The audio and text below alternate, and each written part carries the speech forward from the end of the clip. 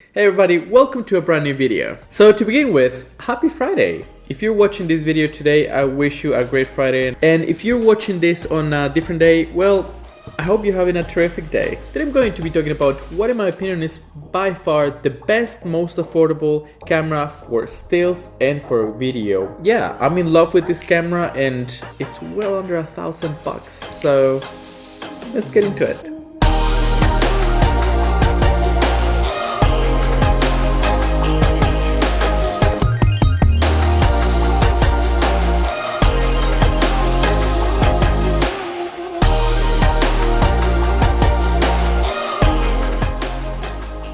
Alright, so what do I think this is the best affordable camera out there right now?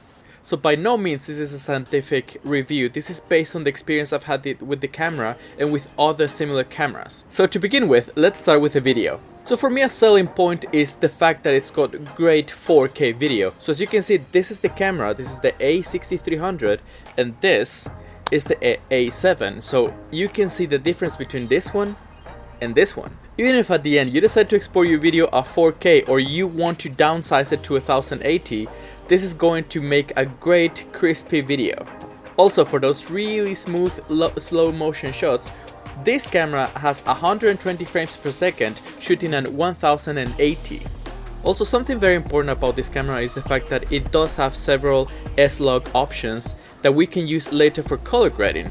Well, if you don't know what an S-Log is, this is S-Log. It's a flat profile that is going to give us more room to play color-wise with our editing software.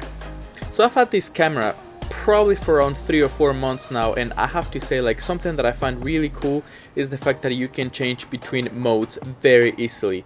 I've got 4K at 24 frames per second on memory 1, and on memory 2 I've got 1080 at 120 frames per second. So what does that mean? For example, right now I'm recording on 4K, which is my memory 1. So if I want to grab my camera and record something real cool for like a B-roll or something like that, all I have to do is stop recording, turn the wheel, and then I'm going to have my memory number 2, and that is 120 frames per second for some B-roll. Alright, so those are, in my opinion, the best features of the camera. Alright, so now let me tell you a little bit of the negative aspects of this camera.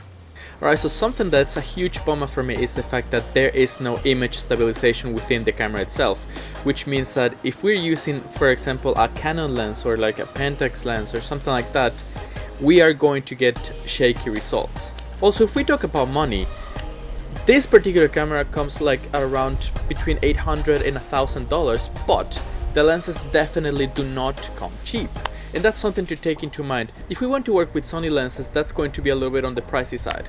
Also, something that got me some time to get used to is the fact that the menus are not very intuitive and they're a little bit difficult to navigate when you're looking for something in particular. Also, this hasn't happened to me in particular, but I've read a lot about it, and that's the fact that when you're recording in 4K after like 6 or 7 minutes, the camera starts suffering from overheating, which, like I said, it hasn't happened to me, but it's a very well-known issue about this camera. So now, as a photographer, let's talk about the stills. So the coolest thing is that with its 24 megapixels, it's the best APS-C sensor in its range. Now in regards of dynamic range, this little guy has nothing to be afraid of. Its dynamic range is very cool and you can actually play with it if you're shooting in RAW. Overall, I have to say the camera is great value for your money. Also, there's something very important about this particular camera, and that's the fact that Sony actually makes a great working with adapters. That's me, like for example, if you're like me, in my case I'm a Canon user. I've got Canon lenses, I've got my cameras are Canon, so I've got like the whole Canon system already. But then I moved to this particular camera especially for the video factors. So what do? Well, that's really not that complicated. Adapters. You can get the Metabone adapters for something like $600, or in my case I got something like very cheap, which is around $80, and it works really great. Alright, so here I took exactly the same photo with 3 different cameras. The first camera is going to be our Sony A6300, the second camera is going to be our Sony A7, and the third camera is the one that I use the most for professional gigs, which is the Canon Mark II.